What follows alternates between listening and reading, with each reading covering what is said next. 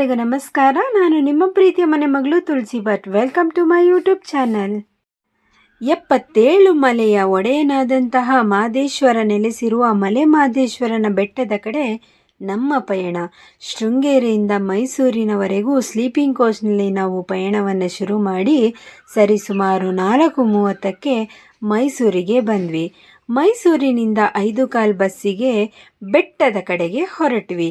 ಮೈಸೂರಿನಿಂದ ಸುಮಾರು 3 ಗಂಟೆಗಳ ಕಾಲ ಪಯಣವನ್ನು ಮುಗಿಸಿ ಕೊನೆಗೂ ಮಲೆ ಮಾದೇಶ್ವರನ ಬೆಟ್ಟಕ್ಕೆ ಬಂದ್ವಿ.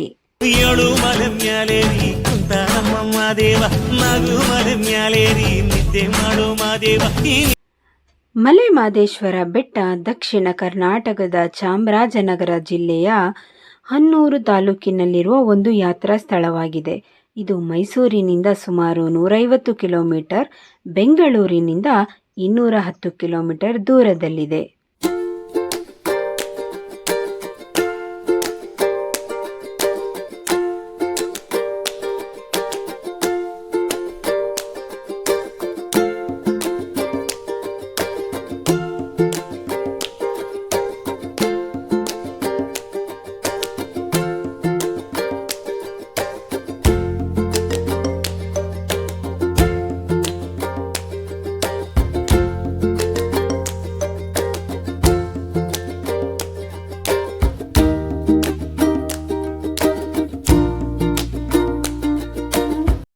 ಶ್ರೀ ಪುರುಷ ಮಾದೇಶ್ವರ ಪ್ರಾಚೀನ ಮತ್ತು ಪವಿತ್ರ ದೇವಾಲಯ, ಅತ್ಯಂತ ಜನಪ್ರಿಯ ಶೈವಯಾತ್ರಿ ಕೇಂದ್ರ ಮತ್ತು ಅತ್ಯಂತ ಶಕ್ತಿಶಾಲಿ ಶಿವನ ದೇವಸ್ಥಾನ. ಇದು ಕರ್ನಾಟಕದ ಮತ್ತು ತಮಿಳುನಾಡು ರಾಜ್ಯಗಳಿಂದ ಲಕ್ಷಾಂತರ ಯಾತ್ರಿಗಳನ್ನು ಸೆಳೆಯುತ್ತದೆ. ಪ್ರಸ್ತುತ ದೇವಾಲಯವು ಸುತ್ತಮುತ್ತಲಿನ ಪ್ರದೇಶವು 155 ಎಕರೆಯಾಗಿದೆ. ಇದಲ್ಲದೆ ದೇವಸ್ಥಾನವು ತಾಳಬೆಟ್ಟದ ಇಂದಿಗನಾಥನ ಗ್ರಾಮದಲ್ಲಿ ಹೊಂದಿದೆ. ದಟ್ಟ ಕಾಡಿನ ಮಧ್ಯೆ ಈ ದೇವಾಲಯವು ಯಾತ್ರಿಗಳು ಮಾತ್ರವಲ್ಲದೆ ಪ್ರಕೃತಿಯ ಪ್ರಿಯರನ್ನು ಕೂಡ ಆಕರ್ಷಿಸುತ್ತದೆ. ದಟ್ಟ ಕಾಡಿನ ಮಧ್ಯೆ 3000 ಅಡಿ ಎತ್ತರದಲ್ಲಿರುವ ಈ ದೇವಾಲಯದಲ್ಲಿ ಶಿವನ ಅವತಾರವೆಂದು ನಂಬಲಾದ ಮಹಾದೇಶ್ವರ ಸ್ವಾಮಿ ನೆಲೆಸಿದ್ದಾರೆ. ಹುಲಿ ವಾಹನದ ಮೇಲೆ ಬಂದು ಪವಾಡಗಳನ್ನು ಮಾಡಿದ್ದಾರೆ ಎಂದು ನಂಬಲಾಗುತ್ತದೆ.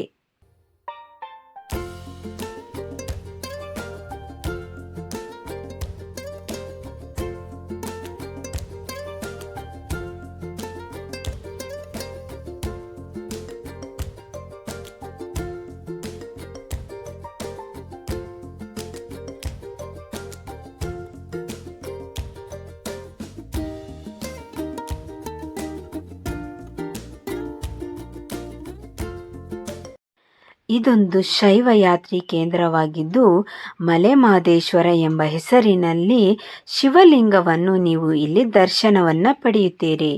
ಮಲೆ ಮಾದೇಶ್ವರ ದೇವಸ್ಥಾನದ ಬಗ್ಗೆ ಇರುವ ನಂಬಿಕೆಯ ಪ್ರಕಾರ 14ರಿಂದ 15ನೇ ಶತಮಾನಗಳಿಂದ ವಾಸಿಸುತ್ತಿದ್ದ ವೀರಶೈವ ಸ್ವತಃ ಮಹಾದೇಶರು ಈ ಬೆಟ್ಟದ ತುದಿಯಲ್ಲಿ ನೆಲೆಸಿ ಮೋಕ್ಷ ಪಡೆದರು ಎಂದು ಹೇಳಲಾಗುತ್ತದೆ.